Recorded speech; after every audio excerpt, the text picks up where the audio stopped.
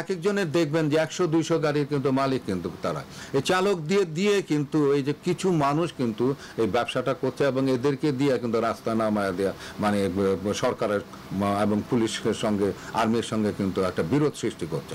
রাজপথে যানজট ও দুর্ঘটনার অন্যতম প্রধান কারণ দেখিয়ে রাজধানী থেকে ব্যাটারি চালিত রিকশা বন্ধের আদেশ আসলেও আরও ভয়ানক ক্ষতিকর দিক রয়েছে এর পেছনের গল্পে।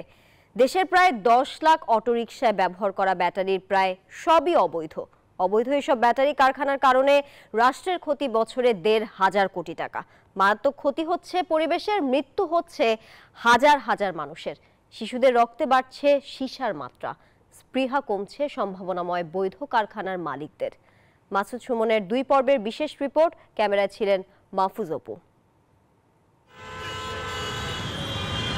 রাজধানীতে যানজট ও দুর্ঘটনার ক্ষয়ক্ষতি চিন্তা করে ব্যাটারি চালিত রিকশা বন্ধের সিদ্ধান্ত নেয় সর্বোচ্চ আদালত, যা ঘিরে গেল কয়েকদিন থমথমে পরিস্থিতি বিরাজ করে রাজধানীতে। হামলা, ভাঙচুর, রাস্তা অবরোধ ঠেকাতে রিকশা চালকদের বিরুদ্ধে নড়ে চড়ে বসে আইন শৃঙ্খলা বাহিনী।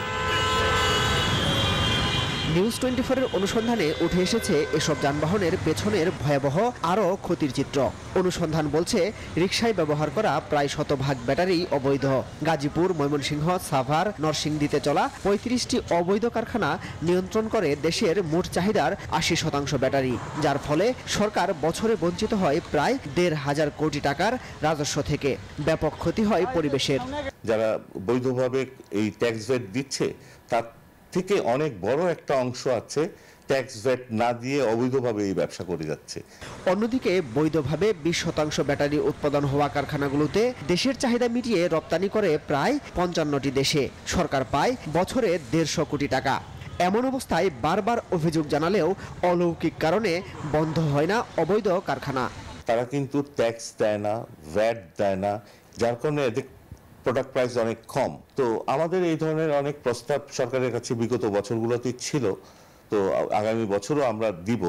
বিশেষজ্ঞরা বলছেন, রাজনৈতিক নেতারা সুবিধা নিতে ক্ষতিকর দিক বিবেচনা না করেই পথে নামিয়েছে নিয়ম না মেনে তৈরি করা এসব যান, যার কুফল বইছে সারা দেশের মানুষ।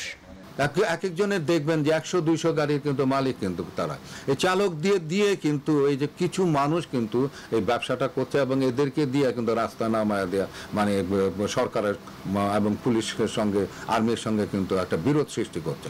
প্রশাসনের নাকের ডগায় বসে চলা এসব কারখানার কাঁচামাল সরবরাহে সারা দেশে রয়েছে কয়েক হাজার সীসা পোড়ানো কারখানা। এর বিষাক্ত ধোঁয়ায় প্রতি বছর নানা রোগে আক্রান্ত হচ্ছে প্রায় 30,000 মানুষ।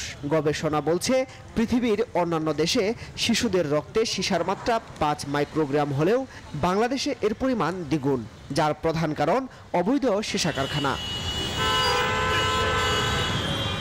Institute of health metrics and evaluation বলছে, সীসা দূষণে প্রতি বছর বিশ্বে অকাল মৃত্যু হয় প্রায় 10 লাখ মানুষের। শুধুমাত্র 2019 সালেই প্রায় 2 কোটি বছরের বেশি সুস্থ জীবনকাল ব্যাহত হয়েছে, যার সবচেয়ে বেশি প্রভাব নিম্ন ও মধ্য আয়ের দেশগুলোতে। নীতিমালা প্রণয়ন করে অটোরিকশাকে শৃঙ্খলায় ফিরিয়ে সফলতা পাচ্ছে পার্শ্ববর্তী দেশ ভারতের দিল্লি শহর। বিশেষজ্ঞরা বলছেন, সময় উপযোগী সিদ্ধান্ত নিতে পারলে বিপুল সংখ্যক মানুষের কর্মসংস্থানের পাশাপাশি সুফল পাবে রাজধানীর মানুষ। মাসুদ সুমন, নিউজ 24, ঢাকা।